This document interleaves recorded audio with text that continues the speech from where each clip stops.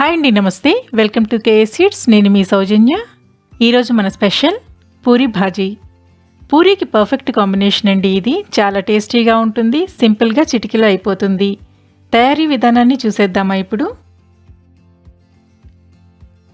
ముందుగా పాత్రలో 2 పెద్ద సైజు బంగాళదుంపలను మీడియం ముక్కలుగా కట్ చేసుకొని వేసుకోవాలి. 1/2 టీ స్పూన్ ఉప్పు వేసుకొని ముక్కలు మునిగే వరకు వాటర్ పోసుకోవాలి.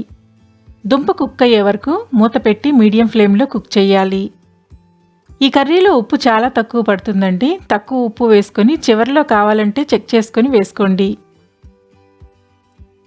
దుంపలు ఉడికిన తరువాత మ్యాషర్తో మ్యాష్ చేయాలి. మరీ పేస్ట్ లాగా కాకుండా ముక్కలు కనపడేలాగా చేసుకోవాలి.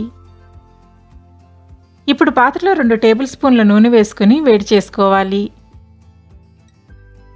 నూనె వేడయ్యాక 1 టేబుల్ స్పూన్ తాలింపు గింజలు వేసుకోవాలి.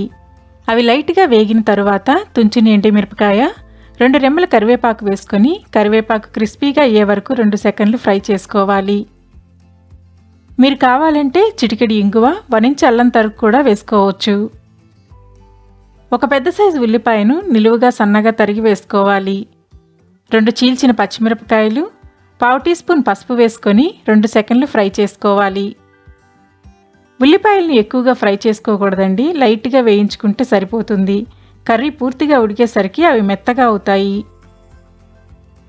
ఇప్పుడు ఇందులో ఉడికించిన దుంపను వేసుకొని కలుపుకోవాలి. ఇక్కడ నేను ఉప్పు వేయటం లేదండి, దుంపలను ఉడికించేటప్పుడు వేసిన ఉప్పు సరిపోతుంది. 1 గ్లాస్ వాటర్ పోసుకొని ఉడికించాలి.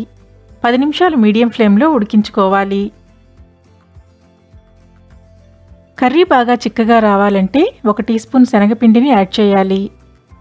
శనగపిండి కర్రీలో వేసినప్పుడు ఉండలు కట్టకుండా ఉండటం కోసం కొంచెం వాటర్ని యాడ్ చేసి కలుపుకోవాలి.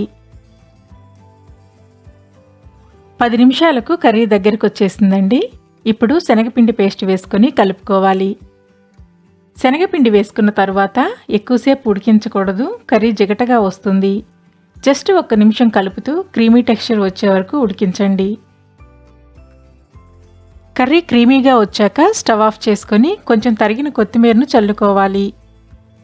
ఇంతేనండి, సింపుల్గా టేస్టీగా పూరీ భాజీ రెడీ అయ్యింది. పూరీకి పర్ఫెక్ట్ కాంబినేషన్ అండి ఇది. కారం ఉండదు కాబట్టి పిల్లలు కూడా చాలా ఇష్టంగా తింటారు. చేయటం చాలా తేలిక, చిటికలో అయిపోతుంది. ఇంట్లో అందరూ ఇష్టపడి తింటారు. మరి ఈ టేస్టీ రెసిపీ మీకు నచ్చినట్లయితే ప్లీజ్ లైక్ చేసి సబ్స్క్రైబ్ చేయండి. ట్రై చేసి కామెంట్ ద్వారా మీ అభిప్రాయాన్ని తెలియచేయండి. మరిన్ని వీడియోస్ కోసం కేఎస్ సీడ్స్ ఛానల్ని చూస్తూనే ఉండండి. Thank you for watching.